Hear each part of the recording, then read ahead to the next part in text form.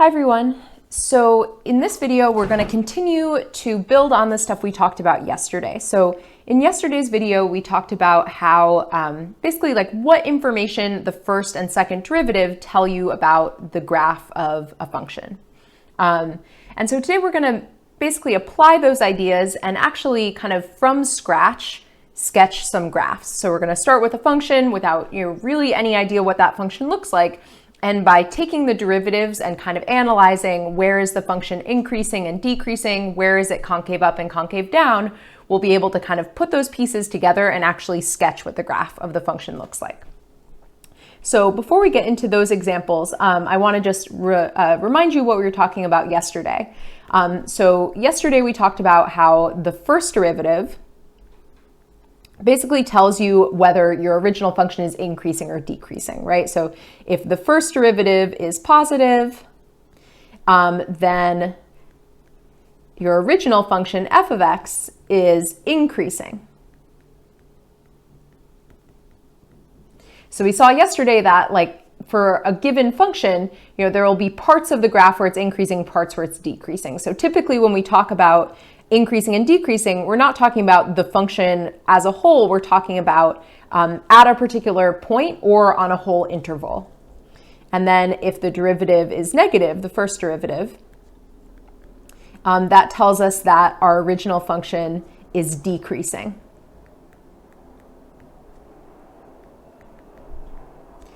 So the last thing I want to add here is something about critical numbers. So we know that if the first derivative is equal to 0, and then I'm going to write in parentheses, or it doesn't exist. We're not really going to see that come up so much, I don't think, in this section. Typically, we're going to be looking at places where the derivative equals 0. But remember that if the derivative is undefined, that is also a critical number.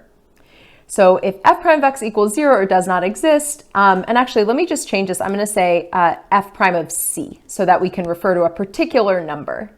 So if f prime of c equals 0 or does not exist, that means that f of x has a critical number at x is equal to c. And so I want to get a little bit more specific about how we can tell whether those critical numbers are local maxima or local minima or neither. And so remember when we first started talking about this stuff last week, we didn't really have a good way to check whether something was a local max, a local min, or neither. We would just kind of look at the graph. So I want to actually look back at the example that we had last time and just kind of try to observe how we could tell whether these points are going to be local maxima or local minima. So notice that this point here is a local maximum, right? Because it's like a hill, it's a peak in the graph, it's higher than the points around it. And so this is a place where the tangent line is horizontal, right? Oops, just erased it. This is a place where the derivative equals 0. But additionally, notice what's going on either side of this point. So if we look at what's going on to the left of that point, the function is increasing, right? The derivative on this part of the graph right here, sorry, I'm just debating colors. Let me actually change my colors here so I can do my usual increasing, decreasing thing. So this part of the graph here is increasing, right? And then this part of the graph here is decreasing. And so notice that the local max happens at the place where the graph changes from increasing to decreasing. And that's always going to be the case. So basically what we'll see today is we're going to be kind of making these tables where we're going to be writing down where is the function increasing and where is it decreasing. And at the places where you see it switch from increasing to decreasing, you can always know that you have a local maximum just because of the shape, right? If you just draw the shape of increasing, decreasing, it creates a hill. So let's write that down. So kind of additionally under here, if f prime of x, so if the derivative changes from positive to negative,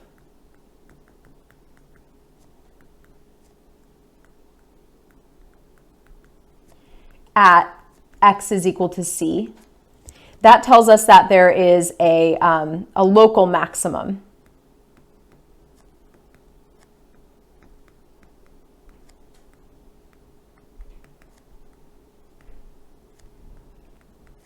At x is equal to c.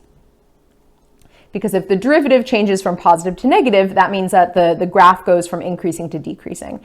And so then on the other hand, if the derivative changes from negative to positive,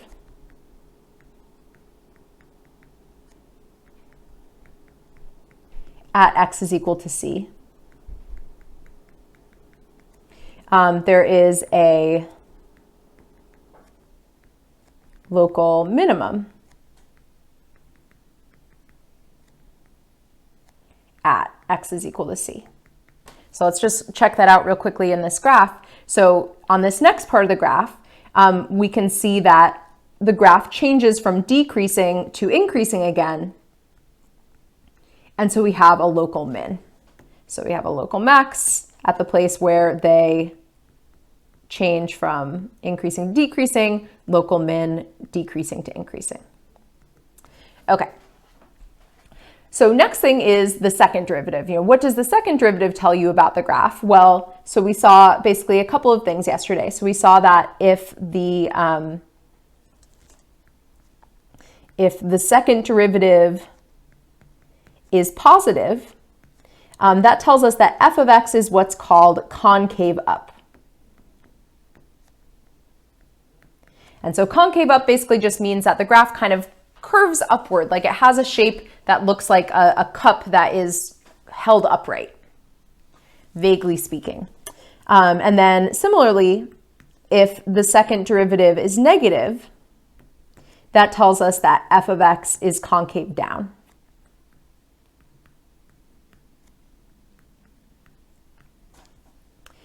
So last thing that I just want to add, and actually maybe before that, let's just look at this picture for a second. So, and actually I'm going to just copy and paste this so that it's not so cluttered. Okay, so we talked about last time how the first part of the graph, so from here to here,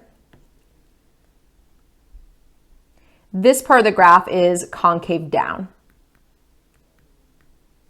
because it's kind of upside down or like cupped downwards.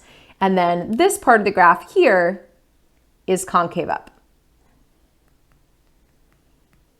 So at the place where the graph changes concavity, so where it switches from being concave down to concave up or concave up to concave down, it doesn't matter. This point is what's called an inflection point. So an inflection point is a point on your graph where the concavity changes. So let's add that to our list. So if the second derivative is equal to 0, and actually, sorry, let me use c again here. So if you have the second derivative equal to 0 at a particular number, and the second derivative changes from positive to negative or negative to positive, it doesn't matter. There's not like two different types of inflection points. There's just, so you know how like up here we kind of distinguish between the first derivative changing from positive to negative or negative to positive. That doesn't matter here. It's just anytime it's changing. So positive to negative or negative to positive.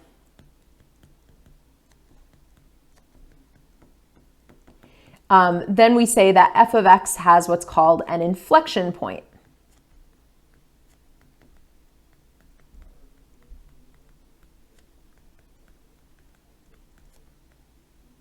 At x is equal to c. And so for inflection points, and this is just kind of a technicality, notice how I didn't say, I just said f double prime of c equals 0. I didn't say anything about it being undefined. Technically, a critical number is allowed to be a point that isn't actually on the graph. It's allowed to be a place where the function is undefined, whereas a inflection point actually has to be a point on your literal graph. So basically, inflection points by definition are going to happen at places where the second derivative is 0, not places where it's undefined. It's a technicality. There definitely can be places in the graph where it changes concavity, where the second derivative is undefined at the place where it changes concavity, but we just aren't going to call them inflection points. I wouldn't worry too much about it. We're not really going to see those situations come up too much anyway. So just like with the first derivative, we're typically going to just be looking at places where the first derivative and second derivative equals 0 and not where they're undefined. Okay, so let's see how we can kind of put all these pieces together. So what we're going to do is we're going to start with a function. So the first function we're going to deal with is f of x is equal to 3x to the fourth minus 8x cubed plus 6x squared plus 2. So what we're going to do is we're going to figure out what intervals this function is increasing on, what intervals it's decreasing on, and then its local maxima and its local minima. And then once we have all of that, then we'll deal with the second derivative, and we'll use that to figure out on what intervals this function is concave up, on what intervals it's concave down, and then also where does it have inflection points. So maybe I'll write that down here. So our first step here is going to be to find on what intervals is f of x increasing and decreasing. And then we also want to know at what points, or maybe let me say it this way, what are its local maxima and minima?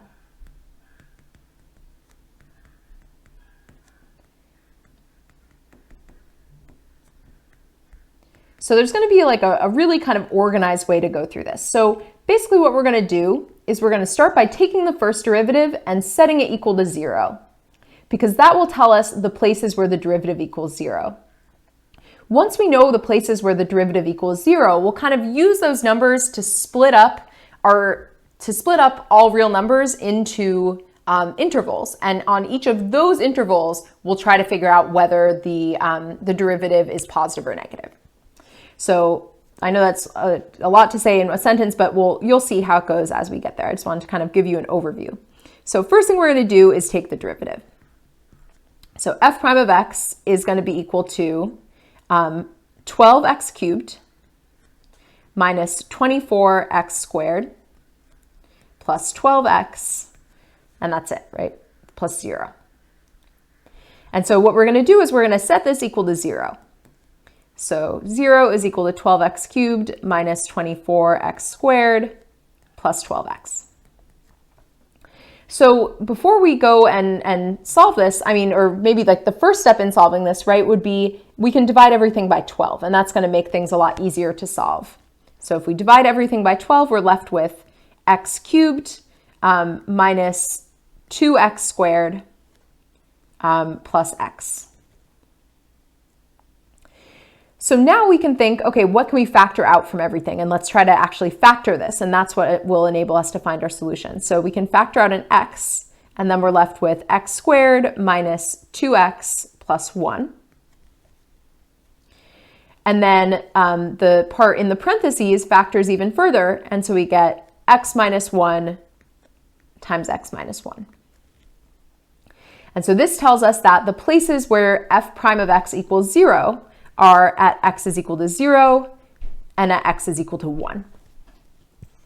So those are our potential local maxima and minima. We don't know yet if they are or not, but we know that those are the places where the derivative equals 0. And so our next step is we want to basically figure out, like, okay, so because those are the places where the derivative is 0, those are kind of the transition points where the graph might change from increasing to decreasing. And so we want to use those numbers to split up all real numbers into some chunks.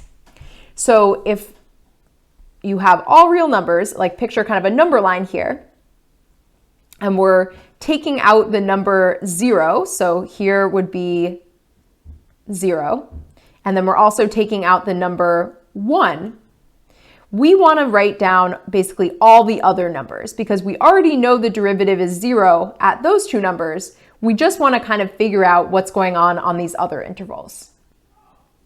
And I'm going to have to, eventually we're going to sketch the graph, but I need to move this way further away, because it's going to be a little bit before we get there.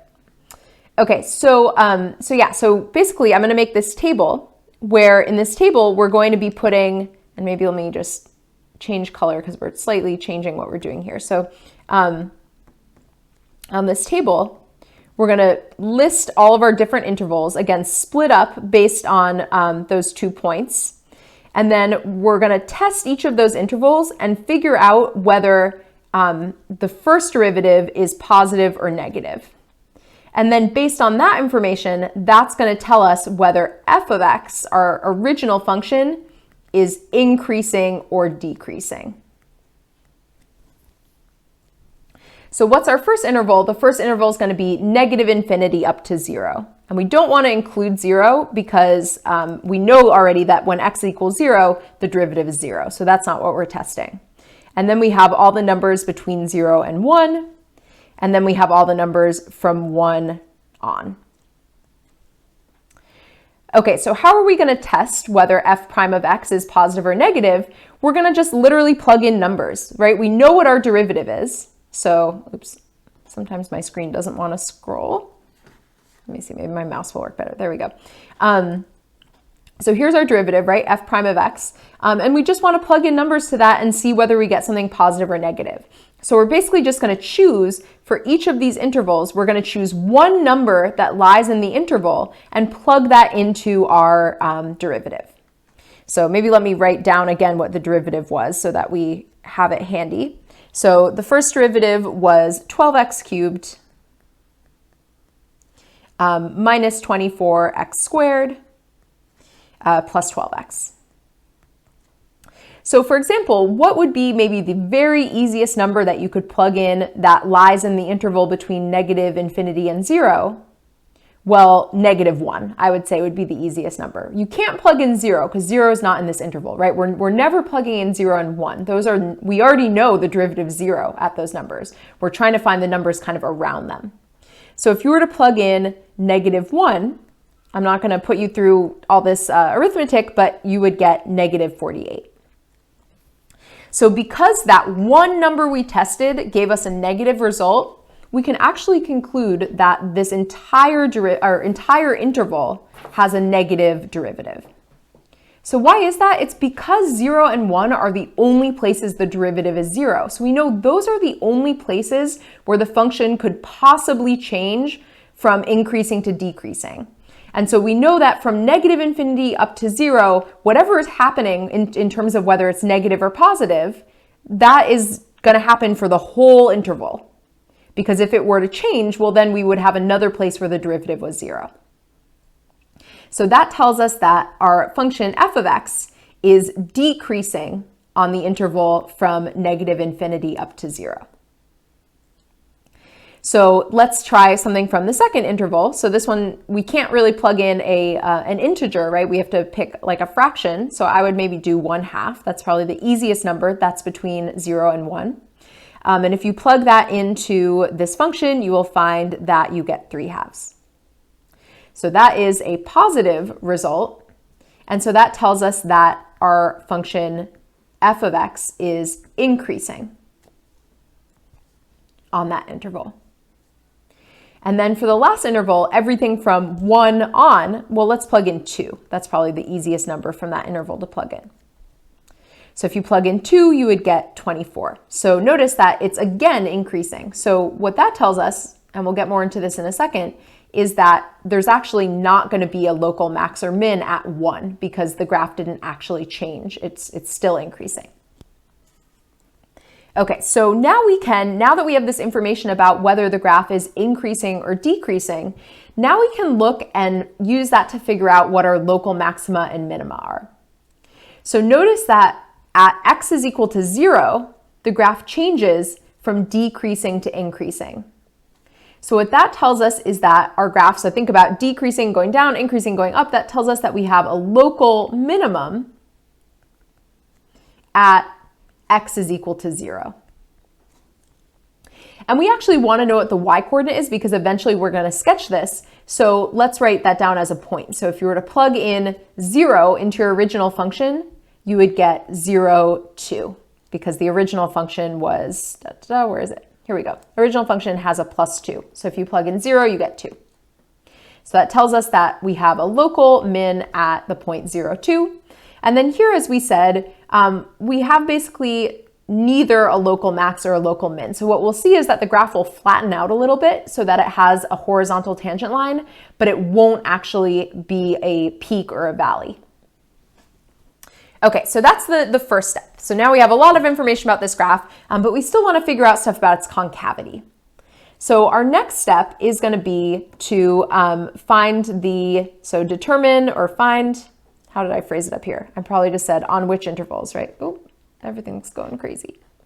Yeah, on what intervals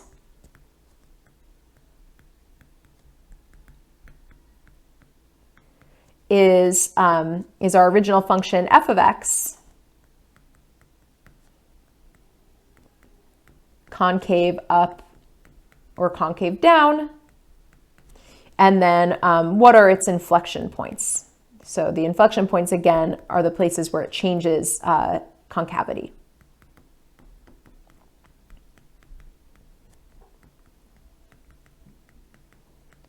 Okay, so we want to basically do the same process that we did above, but now we're just doing it with the second derivative.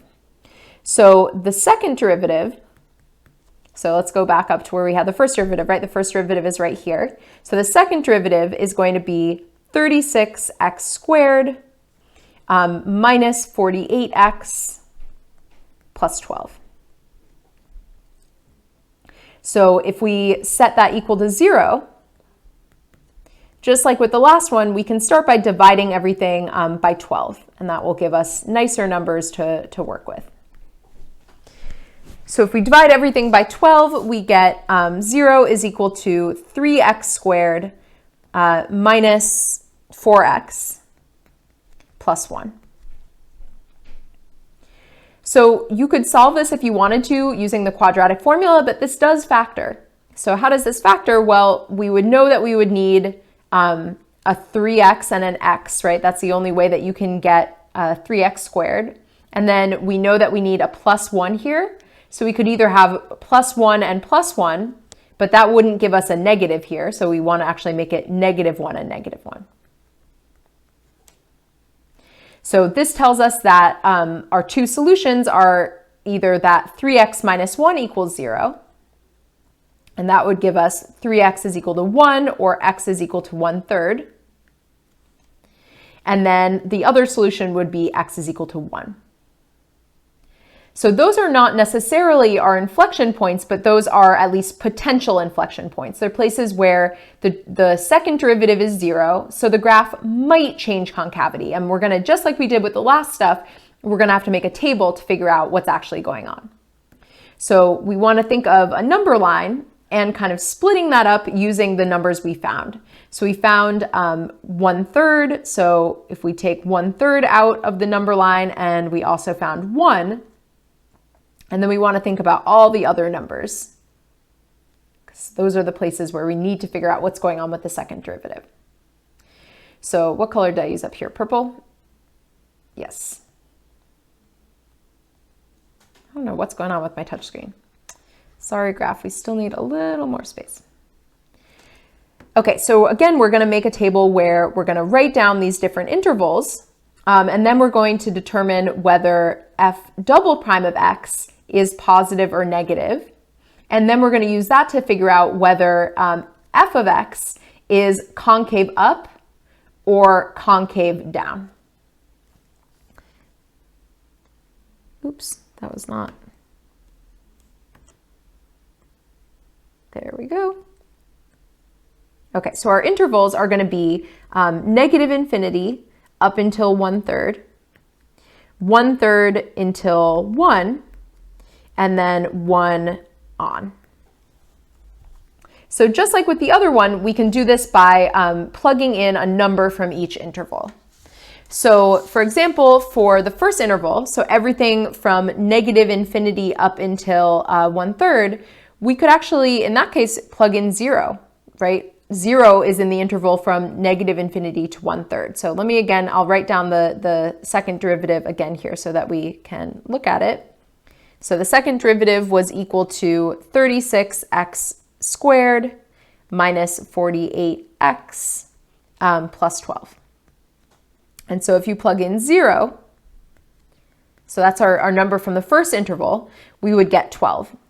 And so that tells us that the second derivative is positive on that entire interval, and the second derivative being positive means that the original function is concave up.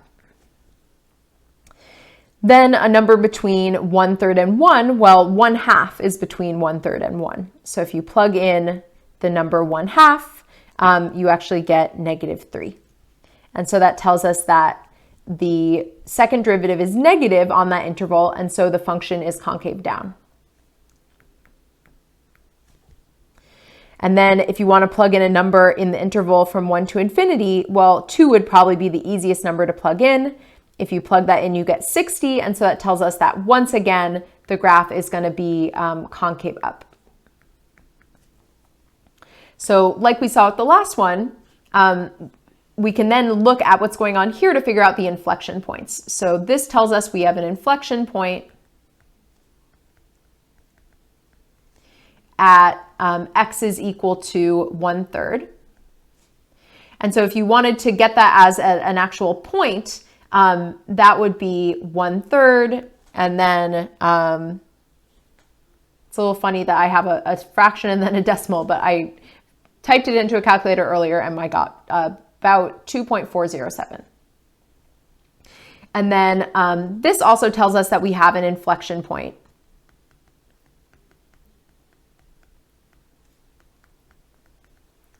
at x is equal to 1. And the actual point, if you plug it into your, again, original function, right? Not the derivative, but the original function, you get 3. Okay, so now we're ready to actually start graphing this thing. So the first thing we want to do is put down the numbers that we actually know, or the points that we actually know, right? So we know that we have a local min at 0, 2. We know we have something funny going on, but it's not a local min or a local max, and that's actually so that would be at the point where x is equal to 1, and I didn't do that one ahead of time, but let's see. So if you plug 1 into your original function, wherever the original function is, you would get 3 minus 8, so that's -5, plus 6 is 1, so you get 3. And actually, sorry, we already know that was a point on our graph, right? Because we found it below. So we have the point 0.2, the point 1.3, the point 1/3, approximately 2.4. So let's put those graphs on, or those points on. So 1.3, 0, what was it? 0.2. And then 1/3 and approximately 2.4 something. So that's like maybe somewhere here. So not a whole lot of information to go on, right? But now let's think about what else we know about this graph. So we know that, and sorry, I'm going to be kind of scrolling back and forth a lot. Hopefully it won't give you a headache or anything. So we know that the graph starts by decreasing. So we know that it's decreasing all the way up to x is equal to 0. So let's also check the concavity. So what's going on with the concavity? Well, it's concave up actually all the way to 1/3. And so that means that the graph is going to be decreasing and concave up. So something like this all the way to this point. And let me make that a little better because I kind of messed something up. Okay. And then we know that we have actually a local min at this point, right? We know that this is going to be kind of a valley.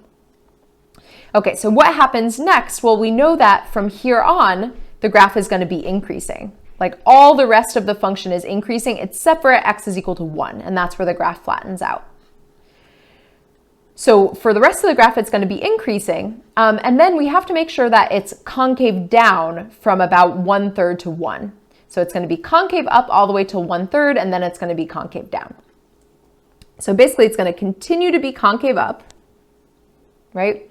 And then it's going to be concave down, so we're kind of changing that concavity.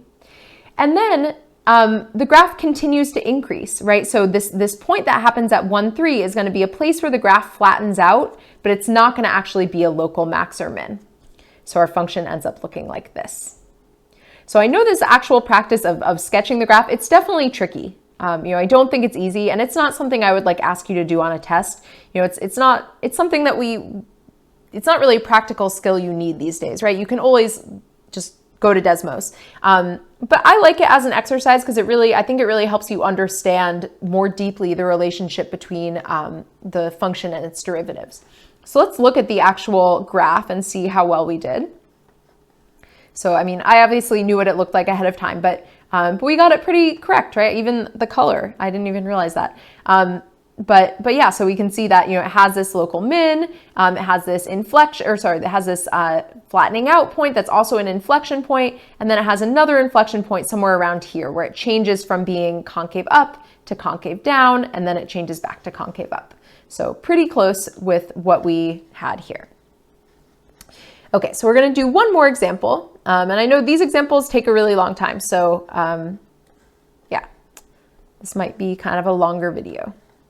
So this example is a little bit trickier just in terms of the algebra, I guess. So this next function is going to be g of x is equal to 5 times x squared times e to the x. So we're going to start by, again, finding the increasing and decreasing intervals. And then the local maxima and minima, and then from there we'll deal with the second derivative and find the concavity. So to find the increasing and decreasing, we need to start by taking the derivative.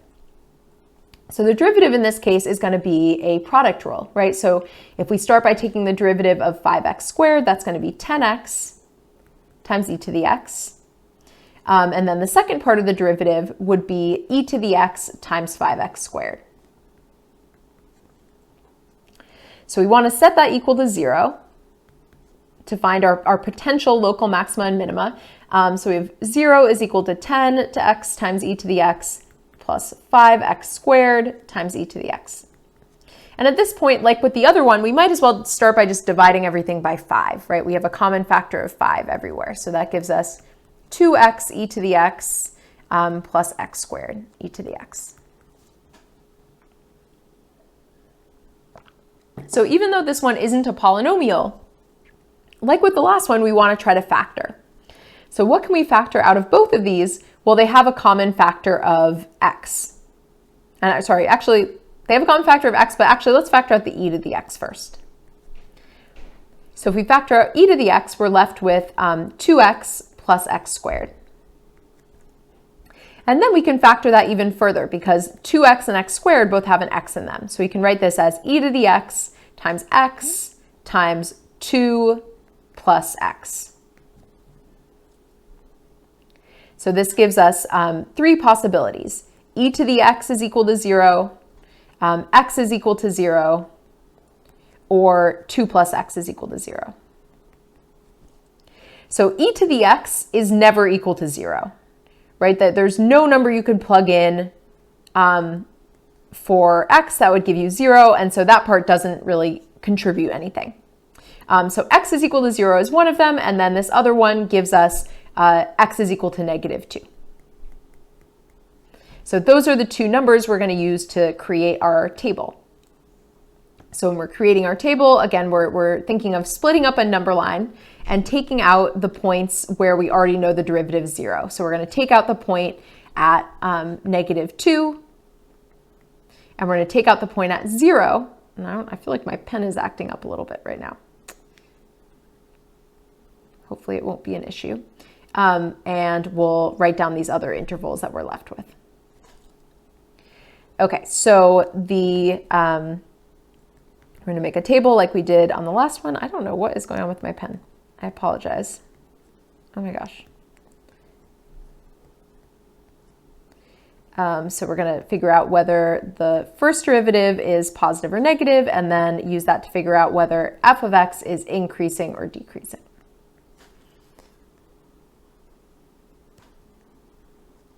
Okay, so our intervals, our first interval is negative infinity up until negative 2. Our next interval is negative 2 up to 0, and then our final interval is 0 to infinity. So instead of, I'm not going to actually write out what you get by plugging numbers in, but it's the same deal as the other one. So for example, for the first interval, you could plug in, like, what's a number between negative infinity and negative 2? Negative 3 would work, right? Or between negative 2 and 0, you could plug in negative 1. Or between 0 and infinity, you can plug in 1. So I'm going to skip that part just for the sake of time and just tell you what's going on. So what you should find is that you get a positive number when you plug in the first part. And so that tells us that f of x, and I guess our function is actually called g, so let me just change that. That tells us that g of x is increasing on that first interval. And then you should get a negative number. And so that tells us that f of x is decreasing, or g of x, sorry, is decreasing on that interval.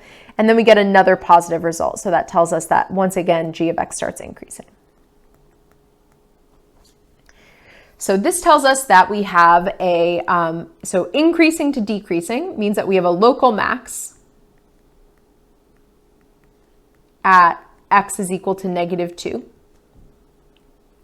And so if you plug this into your function, you get approximately 2.707. So the numbers are going to be a little less friendly on this one because we have e involved. We're not getting integer numbers. And then decreasing to increasing means we have a local min.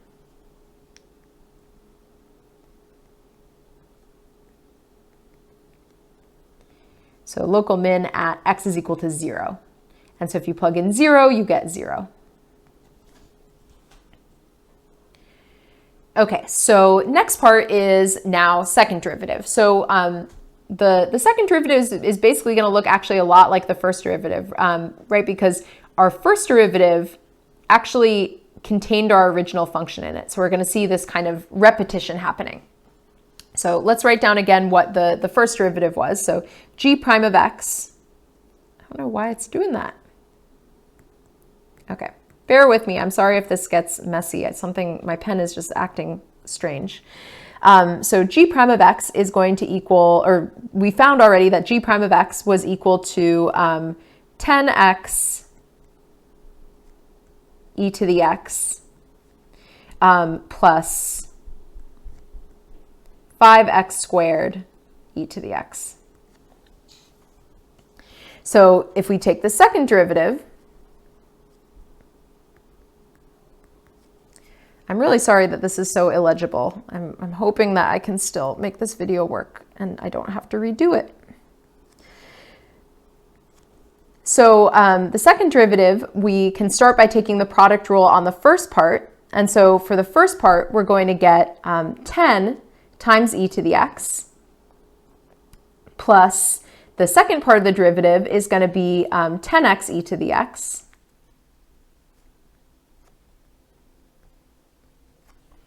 And then the derivative of 5x squared e to the x, well, that's actually what we already found, right? So that's actually just going to be, again, 10x e to the x plus 5x squared e to the x.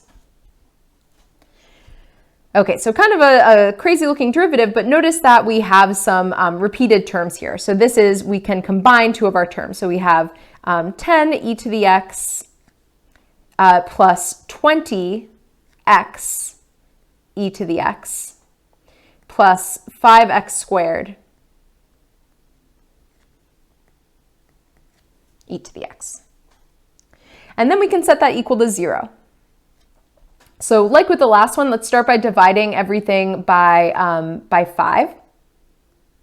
So that would give us 2 e to the x plus 4x e to the x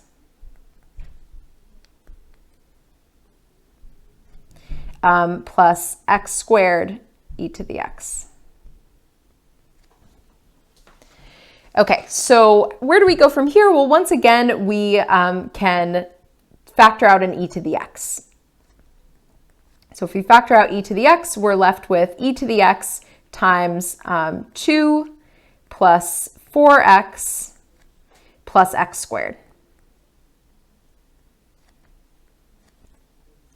So this second part doesn't actually factor, and so to solve that part, you would have to use the quadratic formula. So just like with the last one, we have kind of these two options. We have either e to the x is equal to 0, which we know is not going to give us any solution, or we have, and I'll just flip the order because we're a little more used to seeing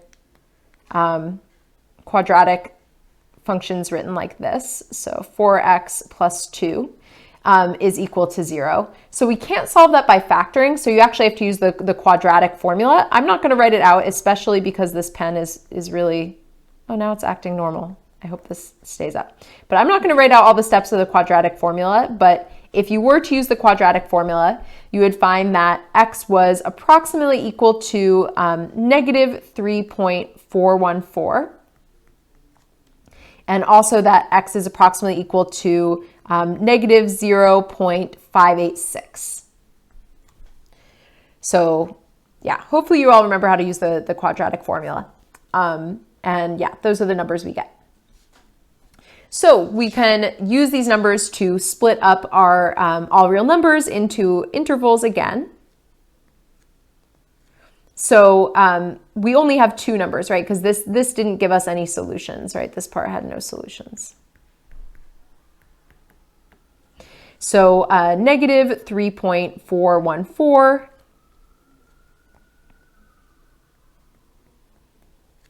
and then this other part was negative 0.586. And so we have all the numbers to the left, all the numbers in between, all the numbers to the right.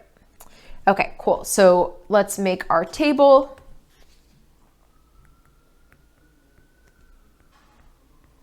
So in this table, we're going to be figuring out whether the second derivative is positive or negative. Oops. And then that will tell us whether our original function is concave up or concave down. And let's move that down again. Okay, so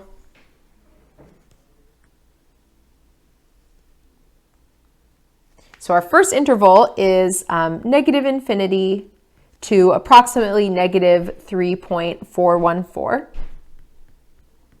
And if you use the quadratic formula, you could leave your numbers in exact form and use those in your intervals, but yeah, this is fine too. And then the other end was 5.8 or 0.586. And then the last interval is negative 0.586 to infinity. Okay, so once again, I'm not going to actually go through plugging the numbers in here in front of you, but just trust me that if you take a number from each of these intervals and plug it into the second derivative, so make sure again that you're always plugging into whatever the corresponding derivative is. And that's actually probably the biggest mistake I see students make on this is for some reason you find the correct intervals and everything, but then you plug the numbers into your original function. The whole point is to figure out whether the second derivative and the first derivative are positive or negative. So you need to make sure that you're plugging into the derivative and not the original function. So if you do that, you'll find that you get a positive number. So you find that it's concave up on the first interval. And then you find a negative number for this middle interval. So that tells you that it's concave down. And then positive again, so it's concave up. And so that tells you that you have inflection points at both of these points. So inflection point at x is equal to, or I guess I should say x is approximately equal to negative 3.414. And so if you plug that number into your function, your g of x, sorry, I don't know why I keep writing f of x when I mean g of x. So if you plug that into your original function, you should find that the y-coordinate, so we have negative 3.414, the y-coordinate is approximately 1.918. And then here we have an inflection point at x is approximately equal to negative 0.586. And so if you were to plug that into the function, you would find that the y coordinate was approximately 0.956. I'll put approximately symbols here. So why are we plugging into the original function here when I just told you not to plug into the original function earlier? Well, now we're actually looking for points on our graph. Whereas before we were trying to figure out whether the derivative was positive or negative. Now we're actually writing down like a literal point that is on our graph. So that's why now we're plugging into the function and not the derivative. Okay, so now we're ready for this. And maybe let me make this a little bigger. So we want to start putting down the points that we know. So we're going to start by putting down any local maxima and minima, and then we'll put down our inflection points. So we know that we have a local max at -2, and so the y coordinate is about 2.7. So that means that we have a point -2 and then about 2.7, and that's going to be a local max. So that's going to be a hill. And then we had a local min at the point 0, 0. And then our inflection points, so one of them is about negative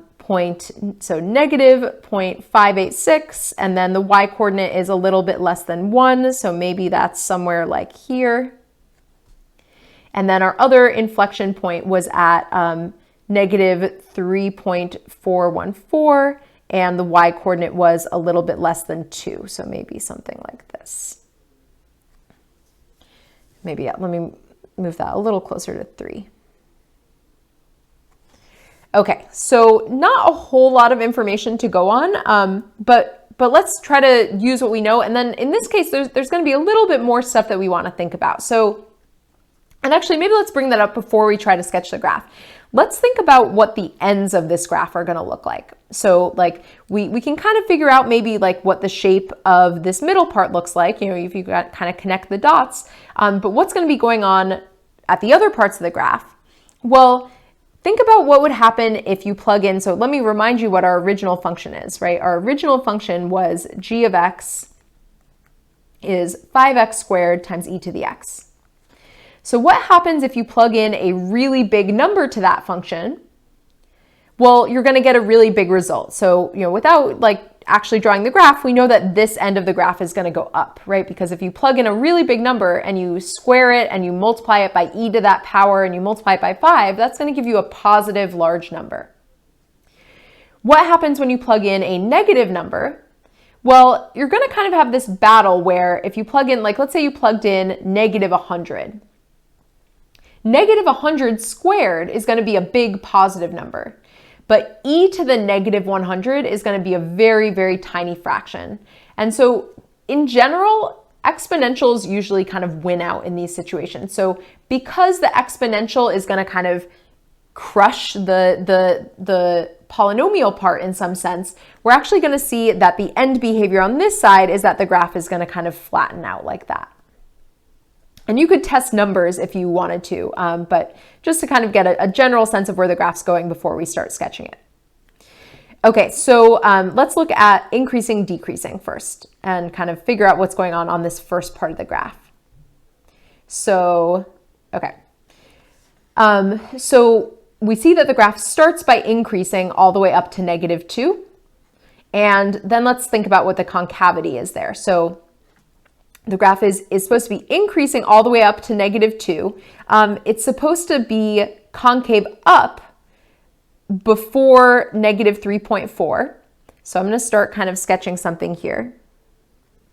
And again, you know, I know what the graph looks like, but why am I making it flatten out this way? It's basically because of what we were just talking about. If you plug in a negative number, you're going to actually get a really small result because of the e to the x part. E to the negative 100 is a really, really, really tiny number. So that part of the graph is, you know, it's pretty flat, but it's subtly concave up. And then the next part of the graph is supposed to be concave down, but still increasing, right? Because it was supposed to be increasing all the way up to -2. Okay, so now it's supposed to be decreasing. It's supposed to decrease from -2 up to 0. So this next part of the graph is going to be decreasing. It's going to be concave down and decreasing for the first part, right? Because it's supposed to be concave down up until negative 0.586. And then it's going to switch to being concave up. But it's still decreasing all the way to 0. And then what's going on from 0 on? Well, from 0 on, the function is increasing. And additionally, we know that it's concave up, right? Because it's concave up from everything from negative 0.586 on. And so we can kind of finish off the graph by just making it go like that. So I know, again, drawing these graphs is really, really tricky. It's hard to kind of put all the pieces together, but I think it's a really good exercise just to really kind of understand what the graphs are going to look like. So let's take a look at the graph and see how we did. So not too bad. I probably didn't make the right-hand part as steep, but we see that kind of shape, right? Where it's concave up for this part that's really flattening out, and then it at some point switches to being concave down, and then it switches back to being concave up, and then it keeps increasing. All right, so that is it. And I have a worksheet for today that basically just has 2 more examples like this. So definitely check that out so that you can see if you can do this yourself from scratch. And yeah, I will see you next time.